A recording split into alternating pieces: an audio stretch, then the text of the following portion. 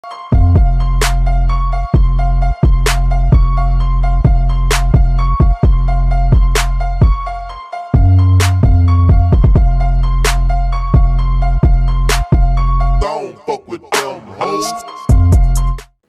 horror fans, once again, it is me, the Horror Miser Monty G, continuing my celebration of the 31 days of Halloween, and also continuing my Scream series. Is now time for Scream 3, yes! Now, Scream 3 is a 2000 American horror slasher film, was directed by the late, great Wes Craven, and written by Ehren Kruger. What? Ehren Kruger? Who the hell is he? What happened to Kevin Williamson? Man, we'll talk about him later. This, of course, stars Neve Campbell, Courtney Cox, David Arquette, Lance Henriksen, and Parker Posey. Now, in this one, while Sydney and her friends visit the Hollywood set of Stab 3, the third film based on the Woodboro murderers, another Ghostface killer arrives to terrorize them. Oh no, can't these people catch a damn break? Now, taking place 3 years after the events of Scream 2, we find that Sidney Prescott has gone into a self-imposed isolation after surviving 2 attacks from the Ghostface killers. You know, Billy and Stu from Scream 1 and Mickey and Mrs. Loomis from Scream 2. Well, woman's had enough. She said, "Fuck it, I'm going away. No one can find me." She goes into hiding. She takes on a different name, and no one can find who she is.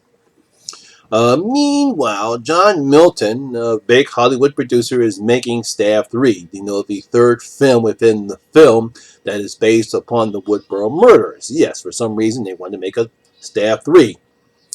Unfortunately, another Ghostface killer has resurfaced, killing off all the cast members of the film and trying to lure Sidney out of hiding for one final confrontation. That's basically what Stab 3 is. Now, as I've done in Scream 1 and Scream 2, I will mostly talk about the backstory of Scream 3, what happened in Scream 3, why Kevin Williamson did not write this particular one, even though he did a 5-page outline for at least 2 sequels for Scream after Scream 1. And I'll talk about some of the other aspects of Scream 3 and some of my opinions on why I consider this the weakest out of the series. Kevin Williamson, one of the interesting facts about Scream 3 is Kevin Williamson didn't write the script. Now, due to scheduling conflicts, because he was busy with the TV show Dawson's Creek along with other projects, so Dimension Films brought in screenwriter Ehren Kruger to write the script based upon Kevin Williamson's 5-page outline for Scream 2 and Scream 3. Now, on some background of Mr. Kruger, not Freddy Krueger, but the Ehren Kruger, he's had some hits, The Ring and The Ring 2, which were pretty good horror movies. He's also had several misses, mainly 3 of the Transformer movies, Revenge of the Fallen, Dark of the Moon, and Age of Extinction, and of course, Rings. Now, despite the fact that Kevin had a 5-page outline for 2 sequels, Kruger decided to trash it. He said, "Nope, I ain't going to do it," and comes up with his own story for Scream 3. Now, this could be the reason why we only have 1 killer in Scream 3 instead of the normal 2 like we had in Scream 1 and Scream 2. We only have the 1. Now, another bigger issue arose when production began on the film, as unfortunately the Columbine High School massacre took place around the same time. This caused the movie studios to try to turn down the violence due to the massacre and the motivations of Eric Harris and Dalen Cayboy, in which they claimed they got their inspiration to do the massacre from watching violent video games and movies. That's a shame that these kids, because they were children, decided to blame violent video games and violent movies to go do what they did, which was very terrible. And unfortunately, the Dimension Films and the producers decided that no, we don't want to show that violence on the screen because of what happened with the Columbine High School massacre. Now, another thing Dimension Films wanted to do is they wanted to increase the comedic elements of Scream 3 and either have no blood or on-screen kills or violence, which is a very drastic departure from the series. Yes, they actually did not want to have on-screen kills or even blood. It's like, wait a minute, how are you going to do that? Luckily, the late great horror director Wes Craven put his foot down, boom, and simply said, now keep in mind, I'm paraphrasing here, fuck it. We either make it a Scream movie or we're making a movie and we're calling it something else. Now, I can't blame Wes Craven because you simply can't remove the elements of what made Scream the success it was and call it Scream 3. It would be an insult to Kevin Williamson and the horror slasher fans who loved the first two movies. It would be an insult to them. Just like I would even compare it to Spider-Man 3. And I know some people like Spider-Man 3. I'm talking about the Sam Raimi Spider-Man. I felt as though that the story that they wrote was an insult to Spider-Man mythos because we all know Sandman had nothing to do with killing Peter's uncle. And I thought what they did was an insult to Spider-Man mythos. Doing this to Scream would also be an insult to Kevin Williamson and the fans that love it. Now, of course, Nev Campbell, Courtney Cox, and David Arquette returned to play Sidney, Gale, and Dewey. Schreiber returns to play Cotton Weary. We knows what happened to him in the beginning of the movie. Patrick Dempsey, before becoming Miss Dr. McDreamy, plays the detective Mark Kincaid, who's on the case. Jay and Silent Bob, that's Kevin Smith and Jason Mewes, along with the late great Carrie Fisher, have cameos in the film. Now, one of the things I found interesting was that Kevin Williamson originally planned to have multiple Ghostface killers, something like a cult who become obsessed with the Stab series. Obviously, Krueger changed that plot line along with other changes in the script, and this is the story where we only have just the one killer. We know who that killer is. And it's interesting that Kevin would eventually take the Cult of Killers idea for the basis of the TV show he created that starred Kevin Bacon called The Following. Another one of my favorite horror TV shows. Now, as for my feelings of Scream 3, as I stated before, I consider it the weakest in the series. Now, I'm not saying it's a bad film, far from it. It still has all the elements that you see in a Scream film. Poking fun and slasher cliches and jokes, the mystery aspect of trying to find out who the killer is, and the added bonus of making fun of trilogies. Yes, it's fun. The movie does make fun of not only horror trilogies, but film trilogies and all.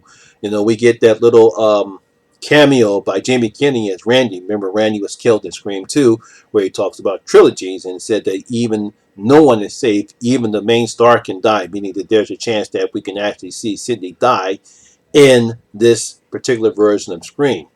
Now, it could be many factors as to why I felt this film felt a bit flat for me. I think in the beginning of the movie, where we see what happens to Cotton and his girlfriend, as much as it has become a staple of how Scream opens, the opening is, I felt as though it was a bit kind of flat, really not much exciting, and I think mainly it could be because of the characters they chose to use. Not saying that Cotton Weary was a bad character, we really didn't know that much more about him other than the fact that Sidney Prescott was the one who labeled him the person who actually killed his mother, and we all know that wasn't the case. It could be Scream fatigue. This is the third movie in the series, or it could be the script Krueger wrote just didn't fit with the series, especially with the one killer aspect of the film. Now, I love what my colleague Derek Schwartz from Derek's Horror Corner said about Scream 3 on his channel when he was doing his Scream series. Not only does he believe that Scream 3 is the best in the series, he actually believes that the killer has the best motives for wanting to kill Sidney. And I like some of the points he makes, and he does make a lot of sense. For me, when looking at all the killers in the Scream series, I believe the killers in Scream 4, particularly one, I'll talk about that later when I review Scream 4, has the best motives because has the best motives. But I can see his points of why he believes Scream 3 and the person in the film, why he thinks those motives are the best. And I agree with him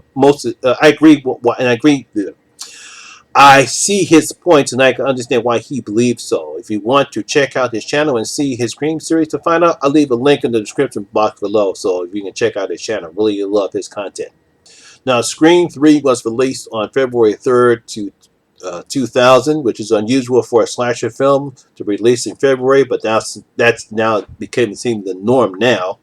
But it did gross over 33 million on its opening weekend, ranking it number one in the box office before being beat out by Mission Impossible 3, I think it was. I can't remember which Mission Impossible came out at that time.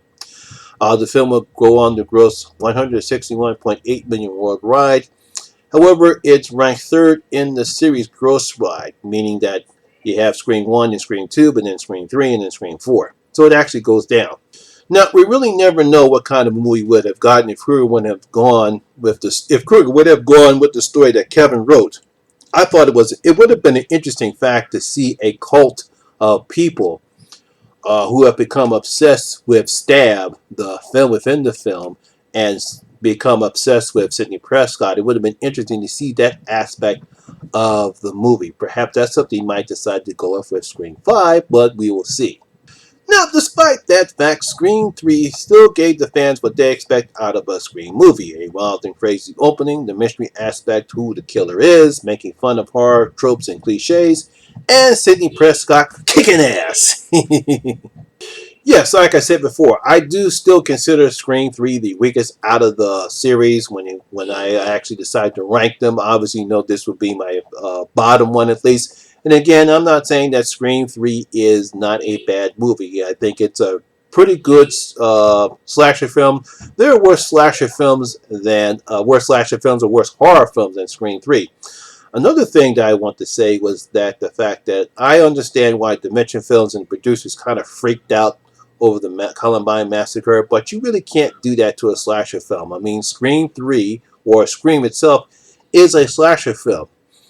People are supposedly going to die. You have to see blood. You know, people's going to get their throats slit. You might going to see some multiple stabbings. You can't remove that aspect out of a horror film. I mean, that's what horror films are for. This is not The Conjuring, or this is not like vampires versus the Bronx, or Love and Monsters, where those movies know what they are, so they're not going to show the blood because that's their target audience. Scream's target audience is most people that grew up loving Scream. Those were their first foray into horror, just like The Exorcist was my first foray into, well, not The Exorcist, but just like how I like Exorcist is my favorite horror movie. Most people, such as I know Vicky from Nightmare Maven, Lizzie from Carnage Candy, Scream is their favorite horror movie. You know, so you would try to do something like that, you're going to insult them. So I'm glad they didn't go that route. I'll say they go that route. So anyway, what shall I give Scream 3?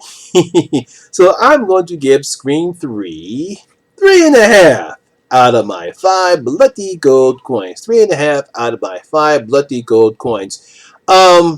Scream 3 was supposed to be the concluding chapter of the Scream series. It ended off on a nice note. We see Sidney Prescott. She survives once again. She opens up her gate, sort of like saying, I'm free, finally. I'm no longer going to hide anymore. But of course, now we have Scream 4 came out, which I'll talk about that later. And it was kind of interesting seeing. I like how even though I still consider it the weakest of the Scream series, it still had a nice ending story to not only Sidney Prescott but also Gail Weathers and Dewey's their side characters that we've seen how they've progressed throughout the series. So, my horror fans, what were your expectations of Scream 3? Did you like it? Did you like having just the one killer and not more than one? What do you rank Scream 3 as far as the Scream series? Leave your comments on your comment section below and tell me your thoughts on Scream 3. And so there you have it. That's my video for today, guys. Hope you enjoyed it. If you did, please give it a like and share. And if you're new here, please hit that subscriber button and ring that notification bell. That way you'll be notified anytime when I put up new videos such as this one. Once again, my name is Lamont Smith, better known as the Horror Miser Monty G. And always remember that horror rules. And I'll see you in my next video. I'm out.